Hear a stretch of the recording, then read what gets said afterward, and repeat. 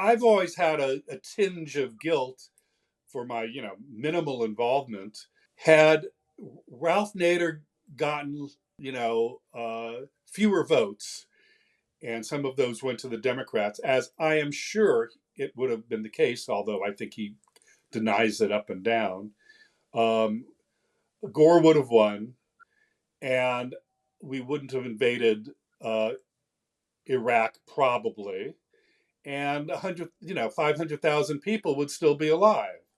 I interviewed my dad, Mark Sherman, about his help establishing the Green Party in California. It was top of mind because Green Party and third party voting has significant consequences when the stakes of the election are so high. I felt the need to have this interview and put it out as a bonus podcast episode right before the election in the hopes that it can potentially change your mind about not voting or voting third party. Today, I am having a conversation with my dad, Mark Sherman. Hi, Dad. Hi. We are going to be talking about your involvement in the Green Party. So, what was your role in implementing the Green Party in California? Well, so very, very early, I basically acted as their first lawyer. Um, we should sort of go back. We're talking about the late '80s, early '90s, and I was involved in the local green group. There were green groups all around the state, and they were obviously inspired by the Grünen in Germany, which had done very, very successful, which had become very, very successful in the late '80s and had gotten a pretty good percentage of votes in Germany. And people glommed onto the name and uh, wanted to repeat that success here in the states, and in California. Groups sprouted up all over in Southern California, Northern California. I was part of a group in Marin, and there was an initial meeting in Fresno, I believe it was, in either late '89 or early '90, that basically came up with the decision that the Greens wanted to determine how to organize, or wanted to think about organizing an actual political party. Then I think it was early 1990, it was either the spring or the summer, there was a meeting in Arcata that I went to. Um, and there weren't any other lawyers, and uh, people didn't know quite what to do to organize a political party. It's not like there's a pamphlet or guidebook out there. It doesn't happen that often. And I did the initial research uh, for organizing a party, as well as trying to determine what we could do to get in certain things, such as a not none of the above uh, oval for primaries, and most importantly, to try to reserve the green name, because that was the biggest asset, and nobody sort of had rights to the name. So I did that research, um, and over a course of a while, and advised some people of the group, and the upshot of that was mostly having that research uh, in their files, I guess, and a piece of paper reserving the name in. Yeah, that was sort of it. Do you need a trademark for a political party? No, it's very interesting. What the research that I did indicated that political parties were not corporations. Um, they were, yeah, because it's not a business entity, but they were unincorporated associations, and you can register the name of an unincorporated association. Uh, and you have to, with I think it was with the Secretary of State, and that's what we did. So, did you mostly so yeah, what else can you tell us about that like initial involvement and maybe watching the growth of the Green Party in Sure. California? Well, as I say, there were little groups all over the state, um, and and then there had been a couple of meetings where they got together, and at the meeting that I was involved, I believe it was a meeting that I was involved in. It was in Arcata. Uh, there was a agreement to put together what was the Green Party Organizing Committee, which sort of served as a steering committee. Um, but it was a very nebulous agreement. Um, and, there were 30 to 50 people there at that meeting. And then for quite a while in my involvement, the Greens was almost strangely, sort of just an online presence. Now we're talking about the early '90s. This is before the internet exploded, and they were on the Well, which you may or may not know your history of the internet. But the Well was what was it, electronic?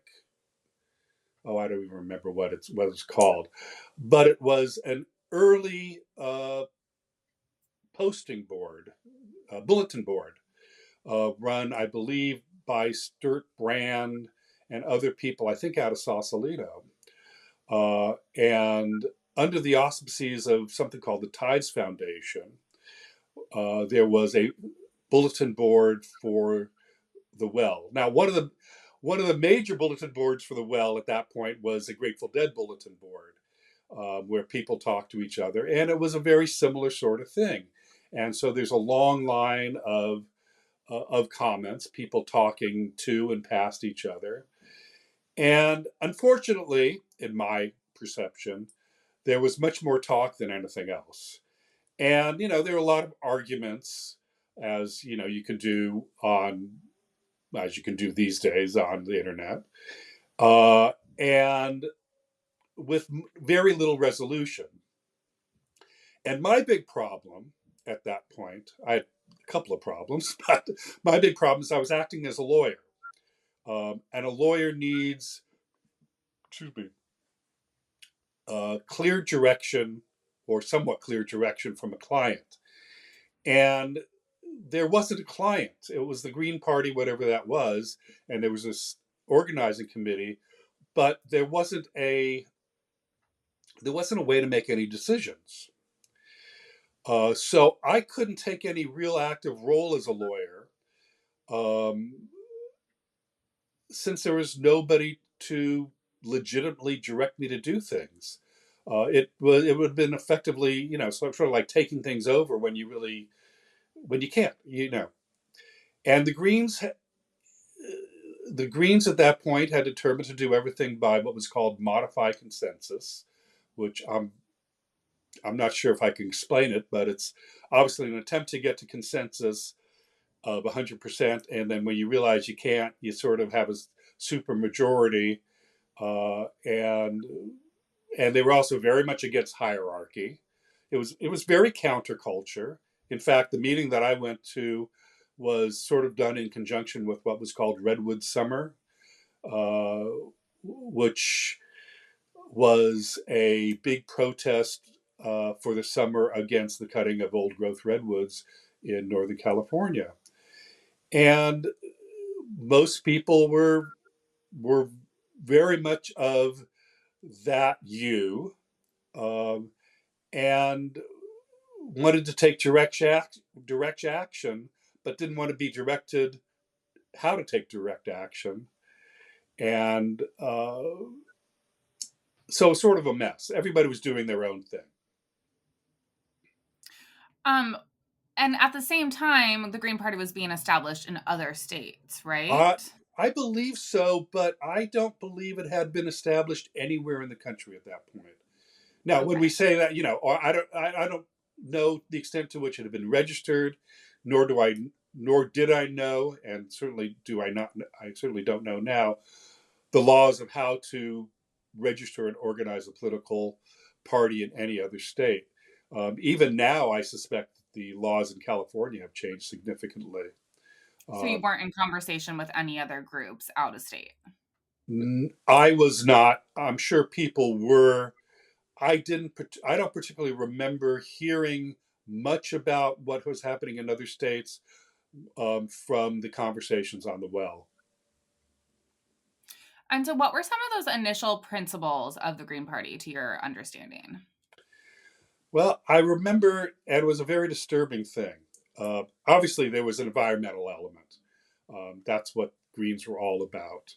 Um, but as I say, no hierarchy, um, decision by consensus, um, the idea of uh, the idea of being a protest vote, the none of the above option um, uh, for candidates. Um, but there was I do remember specifically in that Arcata meeting, we were sitting around in a circle, and we were talking about, what a Green Party might look like, and there was a consensus, probably more than a modified consensus, as it were. Although people remain quiet often with objections in these situations, but that everything that we'd have a platform that would be integrated, where everything would be interlocked and one wouldn't be more important than the other, et cetera, et cetera. And then I remember 20 minutes later, someone said, "Oh, but natives, uh, Native Americans, should have a first priority in our platform."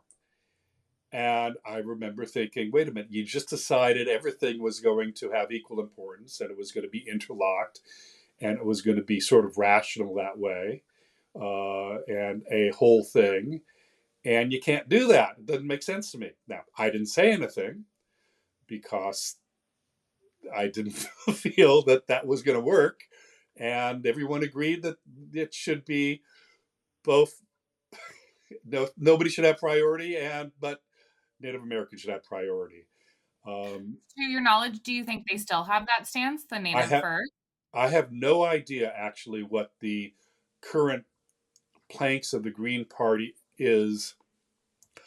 Uh, I don't believe that that things are decided by consensus anymore. They can't. If you have a million voters, which I think they've gotten in the last several elections, you can't do things the same way. Um, I I have not looked at the platform of the Green Party in quite a while, and it's sort of the platform of the Green Party seems to be personality. I shouldn't say personality based, but very much tied to the person who is at the top of their ticket, um, at least nationally. So, what did that sort of rise of the Green Party look like? So, we started with the none of the above, but did you successfully get a candidate on the ballot in California? Well, that's after my time. Okay. The What I can tell you is as follows: um, the early the early days of the Green Party, a lot of time was spent talking around issues, and trying to put together a party that was different than the two prevailing parties, the Democrats and the Republicans. Um, and so they made a big deal about one having closed primaries, meaning now in California and other places there are open primaries where you can cross over and vote for another party's candidate. But they wanted to control that, and they wanted the none of the above option. So, And closed primaries, meaning Green Party registrants would only vote for Green Party correct. And there are a lot of politicians. good reasons for that, because it's easy to sneak in and use the Green Party label as a way to uh, potentially take votes away from other parties, um, to use the Green Party label to not really being green, and so forth. Um, so that was a big issue, as well as the none of the above. and they took that to court, and they won the none of the above, a part sort of the part of the none of the above issue, but not the closed primary issue, um, in the trial court. And then the Secretary of State appealed that, and they lost that in an appellate court. And the appellate court had some interesting points. Saying, for instance, if you're voting for none of the above, you're not really voting for no one. You're just voting that you'll accept whoever else is on the ballot. It's an interesting thing, and it's sort of quite relevant now. If somebody doesn't vote now, you're basically acquiescing to whoever anybody else um, decides, and it might seem like a protest, but in fact, it's just an abrogation of your responsibility, an abrogation of your um, how do I put it, of your own decision making. It's not. It doesn't really protest anything when it comes down to it because nobody knows. Any connection with Wavy Gravy's Nobody for President? Well, actually, it isn't none of the above the same as nobody. I did see. Um, I was searching around the internet recently and saw some old Green Party stuff, and saw a somebody mention nobody as being the same as none of the above.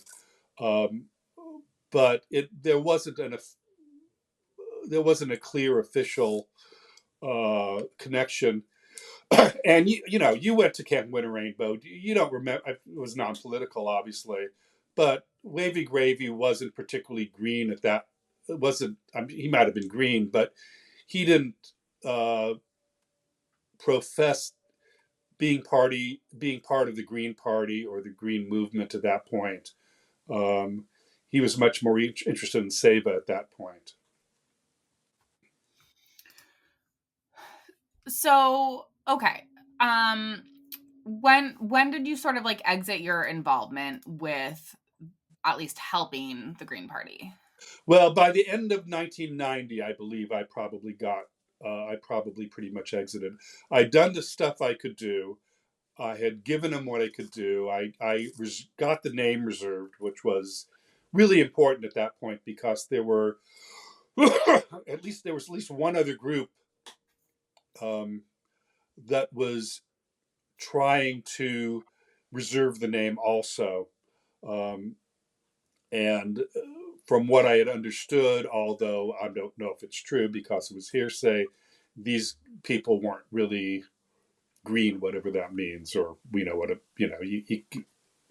you understand what that means on one hand, but how dare anybody uh,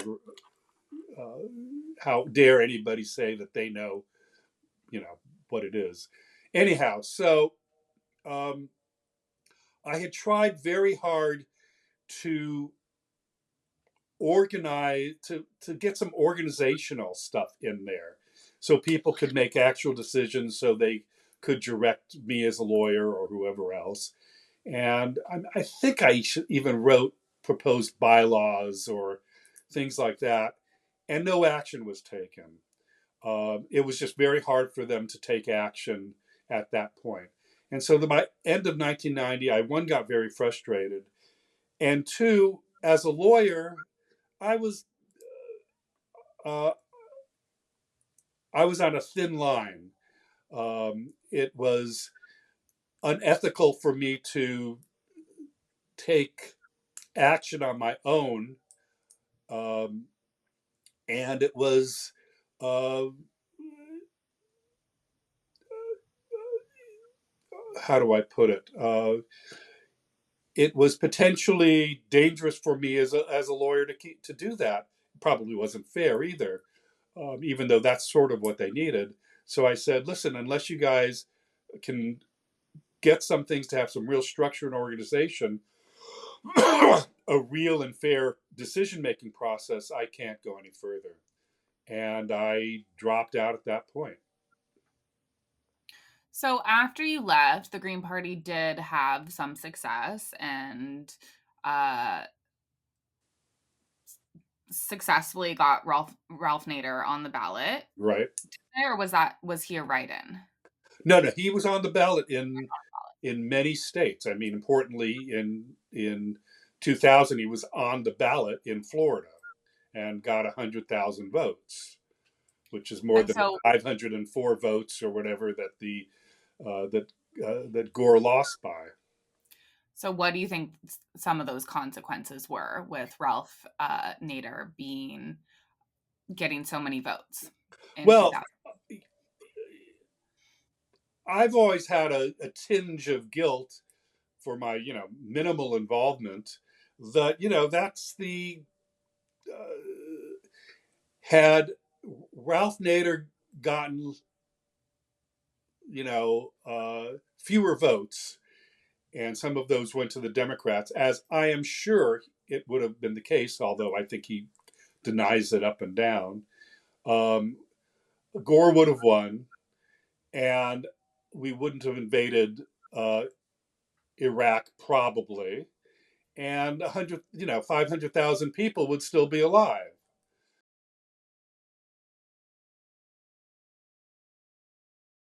Um, I think the results were absolutely tragic. Um, and I keep on, that happened too with potentially with Dr. Stein um, and Wisconsin, where In in 2016. 2016, where the margin of error or the margin of loss for Hillary Clinton was uh, more than covered by the vote for the Green Party. Now, the Greens and other third parties have often said that their point is that, or have often excused themselves, saying we're not here to be spoilers. Although when we were organizing the party very early on, we realized that possibility. What do you mean spoilers? Spoilers of an election, so that what exactly happened in 2000 and 2016. Um, so that wouldn't happen. They've said that they're not to be spoilers, but that they would bring more people into the electorate. Um, and while they may have brought some marginally more people into the electorate, um, it's not. They've not brought so many into the electorate um, as to offset that margin of being spoilers. So it's clear um, that Florida would have gone to Gore by probably a significant margin, and he would have been president had not Ralph Nader been on the ballot. And that's probably the same in 2016. Um, uh, and I mean, in history, that's sort of been the case. In 1912, I believe it was, when Teddy Roosevelt ran as a third party. Wilson got in the White House when the majority of the votes probably would have gone for Republicans. Um, Third parties generally act for a couple three reasons. One, they act as spoilers, although not on purpose. They act to bolster the the ego of the person running, such as Teddy Roosevelt or maybe Ross Perot or what have you. Um, and their only real political effect has been over history, um, that they might bring a single issue into national prominence, like the populists did in the late 1890s with regard to free silver and the um, bi monetary system that they wanted to create. They wanted both gold and a standard of both gold and silver. Um, and even the Republican Party that we sometimes think that started as a third party was really just the remnants of the breaking up of an old political party along with other parties that developed in the 1850s. They that's Some people could say that the Republican Party of the 1850s was the only successful third party, but I think that that's not really right. Third parties really don't, in America, because we don't have proportional representation, we don't have a parliament, because the way that the system was created, the Constitution was created, it is very much a binary system. Um, and If although I'm sorry, go on. if we had a popular vote instead of the electoral, do you think it would be different with a third party? No, I don't. I think that it's certainly made worse by winner take all electoral college, um, the, with the electoral college, and that each state is a winner take all state, other than Nebraska and Maine. Um, but the way things are set up, without a parliament, without a proportional representation system, it's people sort of need or want a binary choice. You know, and it's not, and the parliamentary system isn't necessarily the best either, because look at how in Israel, how the right wing is pulling the country to the right, how you have certain parties, there's certain members in the Knesset that uh, are elected because there's certain parties in the Knesset that are basically one person parties, or parties that are just sort of run by rabbis, certain charismatic rabbis, and they'll get all their followers to vote for whoever they say, and that brings the has brought the Knesset to the right and the government to the right in a very dangerous way. So, circling back a little bit about the very real consequences of these third party spoilers, um, we talked about Bush getting elected and invading Iraq and 500,000 people dying. Potentially Trump getting elected and his consequences with things like so many things with the Muslim ban and, uh, appointing three right wing uh, justices and having very real consequences of overturning Roe versus Wade. Um, what's at stake right now for voting third party? Um, well, not to bang a dead horse that's been banged dead for 6 months now, democracy. um, it's interesting, and actually, not to be pretentious, Abraham Lincoln said something about when he was very young, saying, if America wants to vote itself into a dictate something like, if America wants to vote itself into a dictatorship, it can. Well, that's what happened in Iran in 1980, and it's happened in other countries, and it is the possibility of what will happen here. Uh, I, in 2016, as you remember, I was very worried. I reread "It Can't Happen Here" by Sinclair Lewis, which gives a blueprint of uh,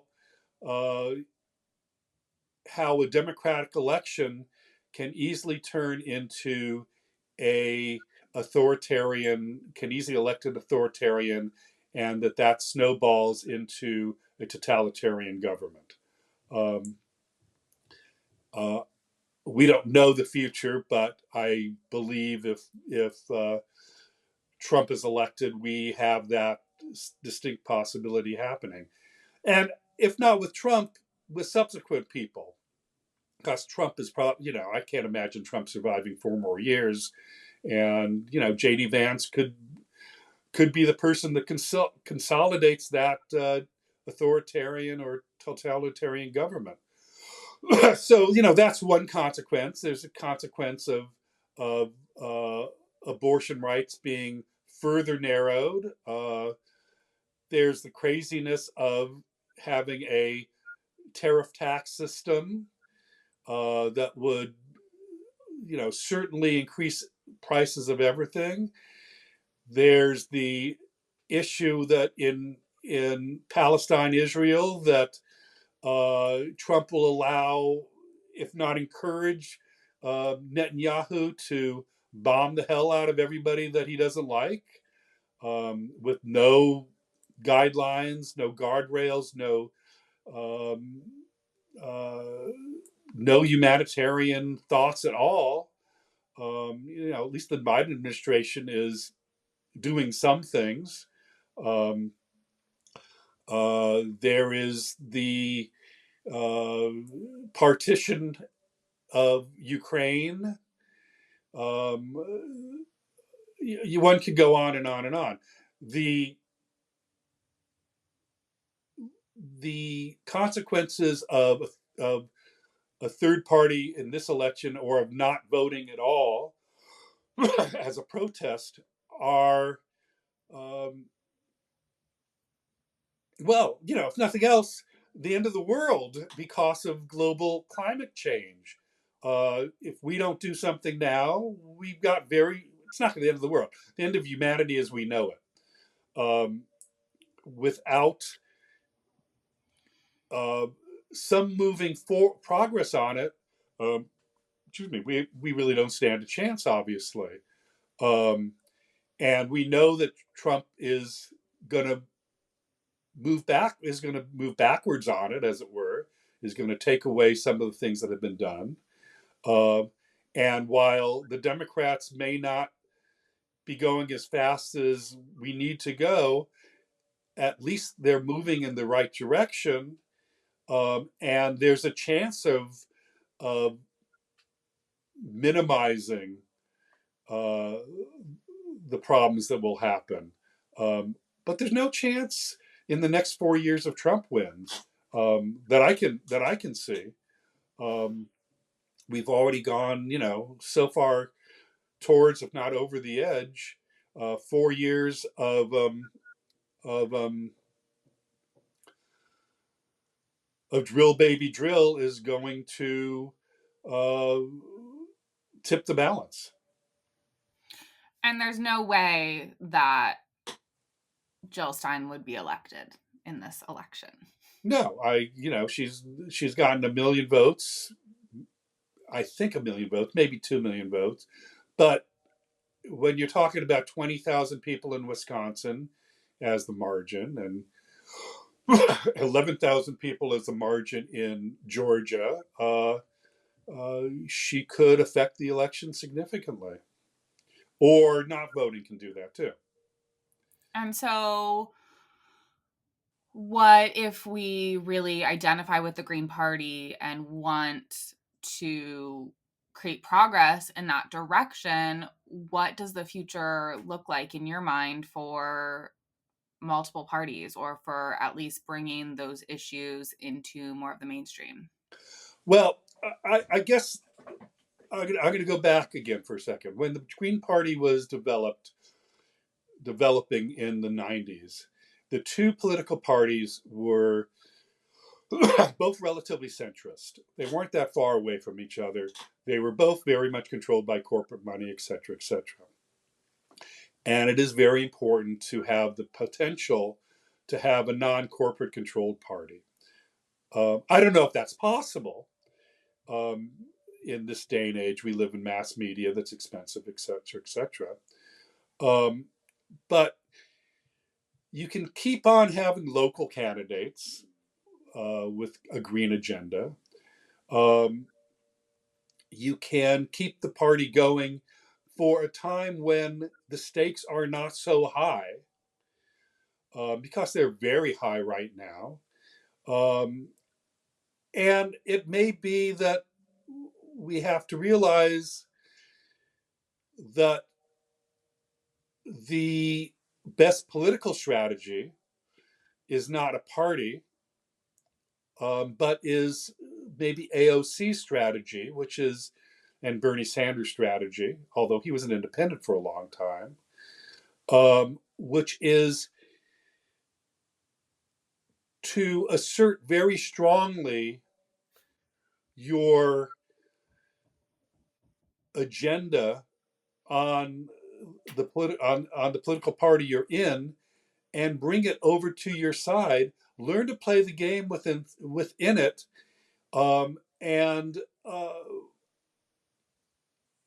and bring and move it to the place where you want it to be. Now, you're never going to get everything you want. We live in a large country with a lot of different opinions, and politics is about compromise. Um, but it's also about making your case. And you can make your case without um, without shooting yourself in the foot. And I think that that's what voting, at least this time, for a third party or not voting at all does. It shoots yourself in the foot. It's not for your interest. Nobody really cares. Nobody listens. And you're um, uh, ending up potentially mortally ruining you, because maybe you won't have a next time to vote in.